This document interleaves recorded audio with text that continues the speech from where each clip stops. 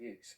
It's 30 minutes past 8. Now, you'll have heard the Health Secretary, Matt Hancock, warning us over the weekend that he will ban all outdoor exercise if certain people continue to ignore the rules about social distancing. This comes after crowds of people spotted at various parks across the country over the weekend. Frontline workers are now facing increased pressure. NHS staff have been sharing their own messages, begging people to stay indoors to help save lives. I'm petrified of going to work.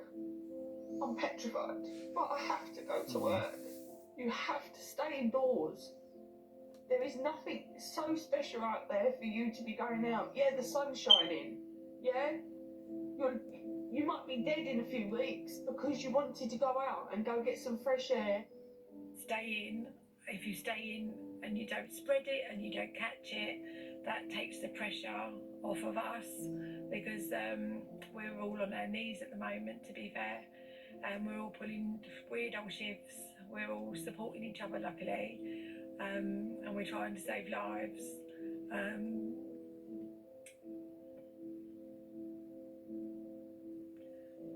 We're all just doing what we can to save people's loved ones.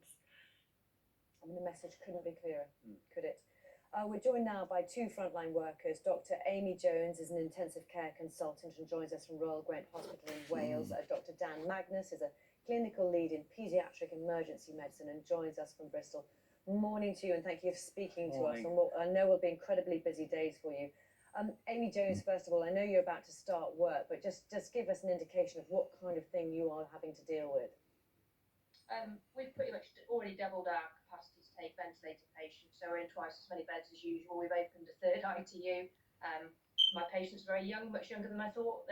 Some of them are in their 20s, 30s, 40s, lots of them in their 50s, some in their 60s and 70s, and they're profoundly sick. You know, they are super sick. They need a lot of help with the ventilator, and they're ventilated for weeks. It's taking at least 2 or 3 weeks to get these patients off if we're able to. And unfortunately, about 50% of people on average around the UK, we're not able to save, despite them ending up in critical care.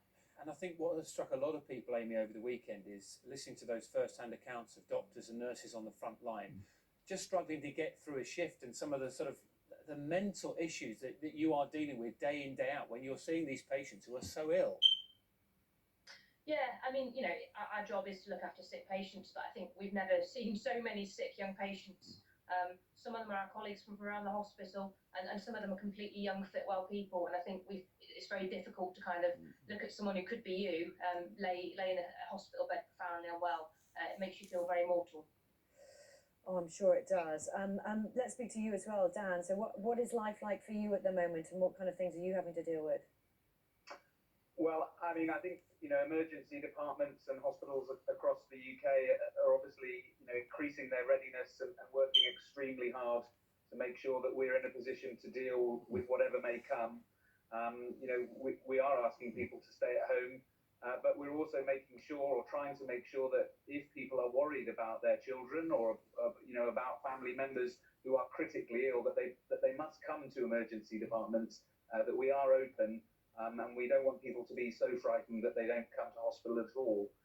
But in the meantime, you know, I've seen incredibly inspiring examples, certainly here in Bristol, but right across the UK, including places like where Amy's working, of amazing preparation and sort of courage in the face of adversity, really.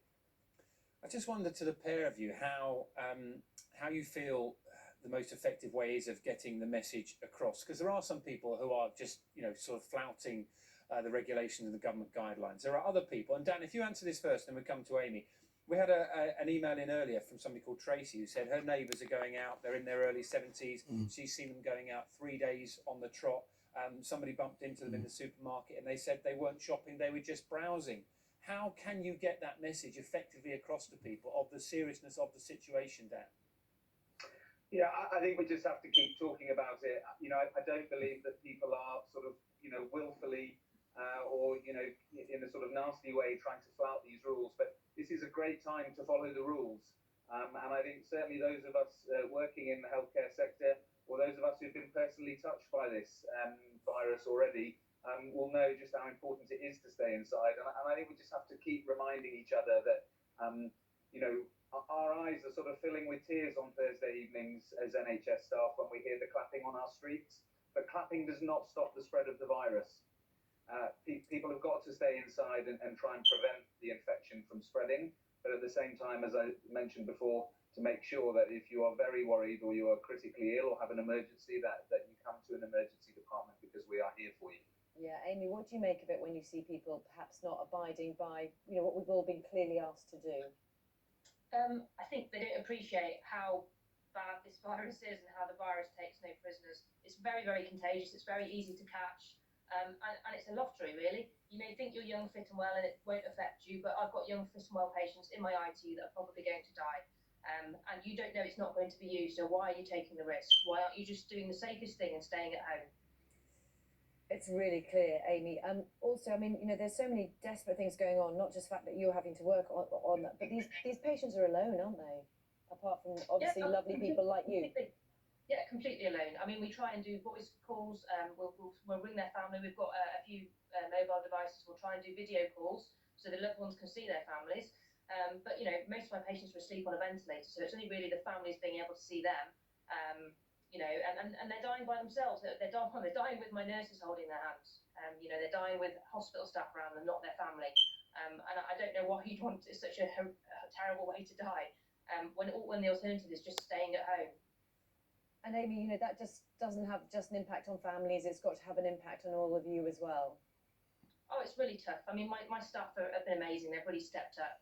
But it's taken its emotional toll on them, other than, treating very, very sick young patients. The fact that their families can't be there and, the kind of interaction just via kind of just a video conference device, it's really, really tough. And most of my nurses are going home in tears on a lot of tough shifts. It's very sobering to hear your account this morning, Amy. Dan, to come back to you on that as well, Amy was talking about the number of her own co-workers that she's having to treat as well. We were speaking to somebody from the Royal College of Physicians last week who was saying sort of a quarter of staff aren't able to be in at the moment. What does that tally with what you're hearing, the people that you would love to see that are working alongside you but aren't able to be there? Yeah, I mean, I think if you talk to any doctor, nurse or healthcare professional, they'll tell you one of the biggest challenges at the moment is staff members who are having to self-isolate, either because family members are unwell or because they themselves are unwell. And that puts a huge amount of stress on an already very stressed system. So, I think that is a problem. But, as Amy was alluding to, what we are seeing is staff and teams, and certainly in the Children's Hospital here in Bristol, teams really rallying around and going just huge lengths to make sure that they can stay at work, staff going into hotel accommodation and really going the extra mile to make sure they can still provide the care that they need to do. I mean, it's absolutely incredible what all of you are doing. Amy, I think you were in the army, you were in the military. Well, how does this compare to what you've had to do before? Yeah, I'm a reservist, so I've done a couple of tours of duty in Afghanistan. To be honest, I suppose vast quantities of patients, not all of whom you might save, is a familiar feeling. And it does almost feel like a deployment because, I think we feel like we're kind of in it by ourselves, the NHS staff, and there's lots of camaraderie, but it does feel quite hopeless sometimes. But I think people are trying to keep their heads up and keep turning up to work every day when they know that they face danger and they know that every time they go to work, it is potentially dangerous. So I think from that perspective, it just feels similar. It does feel like you're putting yourself at risk every day. But we know that it's our job, and I think people are going to keep their heads high and keep going out of the door every day and doing it while they're able to. I've been really struck by what you've said this morning, Amy and Dan, and just that example. If anybody who's watching this morning thinking, underestimating the seriousness of the situation, I heard a really powerful account over the weekend as well, talking a frontline NHS worker like yourself, saying, put yourself in that situation, and you describing having to say goodbye to a family member on a video call rather than seeing them face to face.